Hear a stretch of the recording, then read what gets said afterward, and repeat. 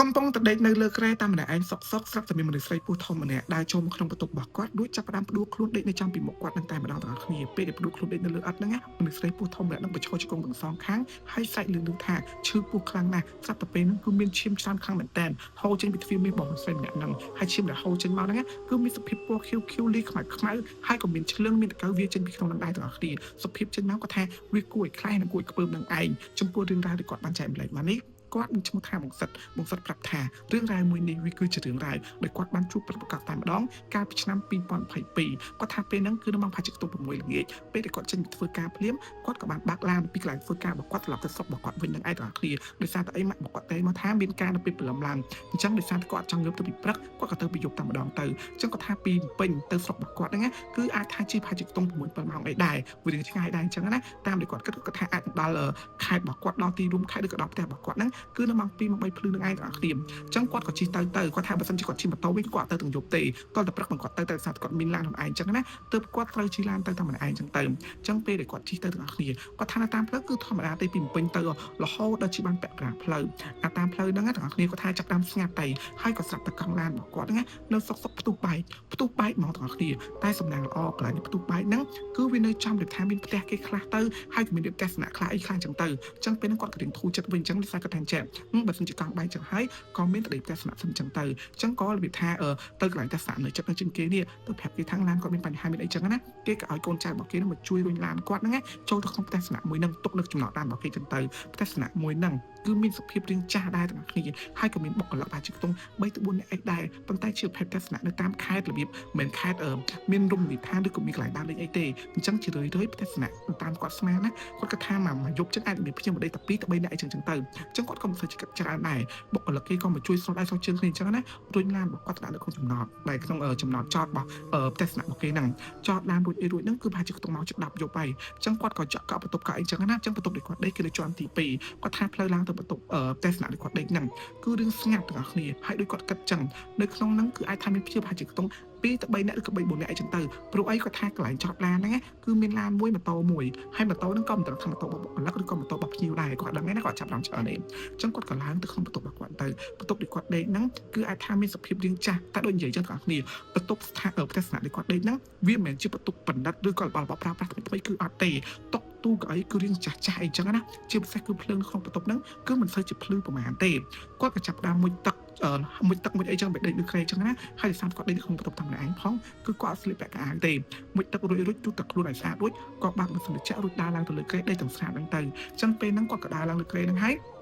ក៏ចុចទូរស័ព្ទមើលបានប្រហែលជាខ្ទង់មកស្ទុះចូលមកប្រហែលខ្ទង់បាន10យប់ភ្នែករបស់គាត់ក៏ទន់គាត់ក៏ដេកលក់ចឹងទៅទាំងអស់គ្នាគាត់ដេកលក់មកភាំងស្រាប់តែគាត់ភ្ញាក់បានខ្លួនឡើងហ្នឹងណាក៏ស្រាប់តែភ្នែករបស់គាត់នេះគឺគាត់ដេកជំភានខ្លួនចែកប្រែខ្លួនចឹងណាដេកប្រែខ្លួនទៅភ្លាមគាត់បានឃើញមនុស្សស្រីពស់ធំម្នាក់ដើរចូលក្នុងបន្ទប់របស់គាត់ហើយមកឈរនៅពីមុខគាត់ឈរនៅលើឥដ្ឋពីមុខគាត់នឹងឯងទាំងគ្នាហើយអីដែលគាត់ឃើញហ្នឹងណាគាត់ថាគាត់ព្យាយាមបិទភ្នែកឬក៏ងាកទៅណាក៏ងាកអត់កើតទេគាត់ដូចត្រូវគេដាក់ស្កុបចឹងឲ្យគាត់នៅស្ងៀមមើលចែកគាត់មើលទៅហ្មងណាគាត់មើលទៅមនុស្សស្រីម្នាក់ហ្នឹងពេលដែលមើលទៅគាត់ស្រាប់តែមនុស្សស្រីពស់ធំម្នាក់ហ្នឹងផ្ដួលខ្លួនដេកទៅលើឥដ្ឋមិនត្រឹមតែផ្ដួលខ្លួនដេកទៅលើឥដ្ឋទេទាំងគ្នាគ្រប់សកម្មភាពគ្រប់អីទាំងអស់តែមនុស្សស្រីម្នាក់ហ្នឹងធ្វើហ្នឹងណាគឺគាត់បានឃើញដិតជាប់នៅក្នុងភ្នែករបស់គាត់ដល់សម្ងាយហ្នឹងឯងម្នាក់ស្រីម្នាក់ហ្នឹងដេកទៅលើឥដ្ឋរួចក៏ចាប់តាមឈរជង្គង់មនុស្សស្រីម្នាក់ហ្នឹងគឺពាក់រ៉ូបពណ៌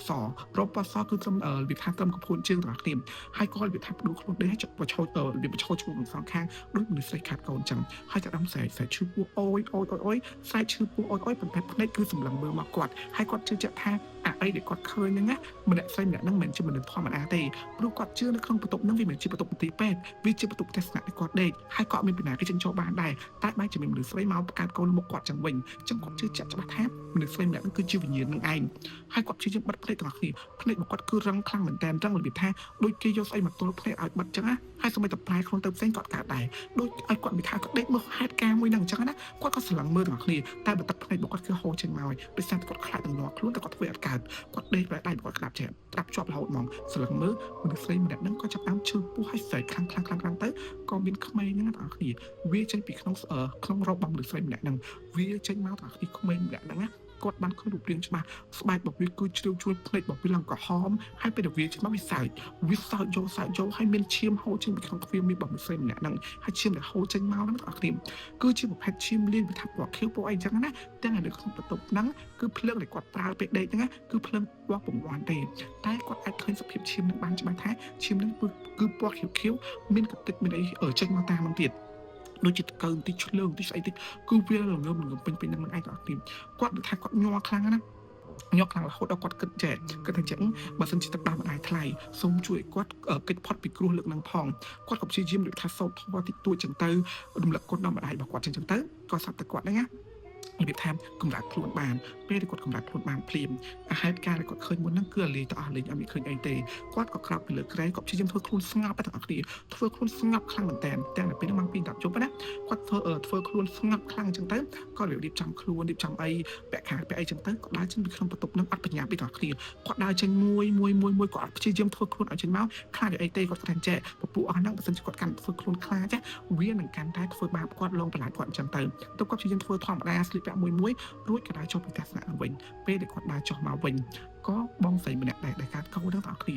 ក្បាលចេញពីក្នុងបន្ទប់គាត់ថាចាហែងទៅវិញឯមែនសួរគាត់ចឹងណាចឹងគាត់ងាកមើលទីគាត់ក៏ដើរចុះទៅវិញចឹងទៅចឹងគាត់ក៏ដើរចុះទៅខាងក្រោមក៏ឃើញបុគ្គលិកគេនេះកំពុងតែដេកនៅលើប៉ាអ៊ីចឹងណាគាត់ក៏ទៅអង្គុយលើកៅអីចិត្តហ្នឹងអាកន្លែងចិត្តកន្លែងគេចិត្តកន្លែងគេទទួលភ្ញៀវគឺមានកៅអីអង្គុយគាត់ក៏មកអង្គុយពេលគាត់កំពុងអង្គុយហ្នឹងណាគាត់ព្យាយាមនិយាយទាំងអស់សូម្បីតែហេតុការណ៍គាត់ជួបគាត់និយាយដែរប៉ុន្តែប្រហែលជាបុគ្គលិកអ្នកហ្នឹងគាត់ដឹងគាត់អីចឹងណាគាត់ក៏ដើរចេញពីកន្លែងដែលគាត់កំពុងដេកនេះធម្មតាអាកន្លែងកាត់លុយគេមានប៉ាអ៊ីមួយចឹងណាគឺគេសម្រាប់ដេកចឹងគាត់ក្រាបចេញពីកន្លែងហ្នឹងមករួចក៏វាថាចូលទឹកឲ្យគាត់មកដបក៏ផាប់ណាម្ដបចឹងទៅក៏មកអង្គុយជិះគាត់សួរថាបងឯងជួបមែនចឹងគាត់នឹងគាត់ពេលគេសួរចឹងគាត់ក៏និយាយថាជួបមុនគាត់កម្រាស់ខ្លួនកើតទេគាត់កម្រាស់ខ្លួនកើតទេហើយបុគ្គលិកម្នាក់ហ្នឹងណាគាត់ក៏និយាយថាមើលឆ្វេងស្ដាំបន្តិចរួចគាត់ងាកមកអង្គុយចិត្តខាត់មកអង្គុយចិត្តរួចប្រាប់ថាចាបងកន្លែងហ្នឹងពីមុនមកគឺជាពេទ្យទេពេទ្យឯកជនចឹងណាពេទ្យឯកជនពេទ្យអីចឹងទៅតែដោយសារផុតកុងត្រាទៅគេក៏រើចេញបាត់គេក៏ដូរទស្សនៈវិញចឹងណាទាំងដែលពេទ្យហ្នឹងធម្មតាកន្លែងពេទ្យអីចឹងគឺជាផុតទេពីមានមនុស្សស្លាប់នៅក្នុងនោះអីចឹងទៅហើយគាត់ថាបន្ទប់ដែលបងឯងដេកហ្នឹងអាចជាបន្ទប់បងស្រីមួយដែលគាត់កើតគាត់ចេញឲ្យស្លាប់នៅក្នុងបន្ទប់ហ្នឹងឯងហ្នឹងឯងបងប្រាប់គាត់ចឹងណាគាត់ក៏ថាអូនឯងបងដេកហ្នឹងគាត់ថាបងបន្ទប់នឹងហ្នឹងកន្លែងណាគាត់និយាយថាមានដែរបើថាដេកណាក៏មានដែរគាត់វាខុសគ្នាអញ្ចឹងទៅតែបងឯងសំណាងជួបបងស្រីម្នាក់ហ្នឹងគាត់គ្រាន់តែមកបង្កើតកូនឲ្យឃើញបើជួបតាមម្នាក់នោះវិញបងអង្គុយសកាត់បងឯងច្បាច់កបងឯងហ្មងគឺគាត់និយាយមកដូចធម្មតាទាំងអស់គ្នាតែគាត់ថាសំណាងទៀតជួបខ្មាច់បួសធំមកបង្កើតកូននៅមុខគាត់ហើយគាត់នឹងសំណាងទៀតគាត់ក៏និយាយបន្តទៀតថាបងអើយបន្ទប់ហ្នឹងខ្ញុំដាក់ឲ្យបងឯងដោយសារគាត់ថាវាស្រាលជាងគេហើយព្រោះបងសម្រាប់គាត់ចាត់ធ្វើបានពីណាគេទេគាត់គ្រាន់តែមកបង្កើតកូនឲ្យឃើញគាត់ធ្វើចឹងតែសូម្បីបុគ្គលិកដែលគាត់ធ្លាប់ទៅដេកនៅក្នុងបន្ទប់ហ្នឹងក៏គាត់បានឃើញដែរទាំងអស់គ្នាអញ្ចឹងគាត់ថា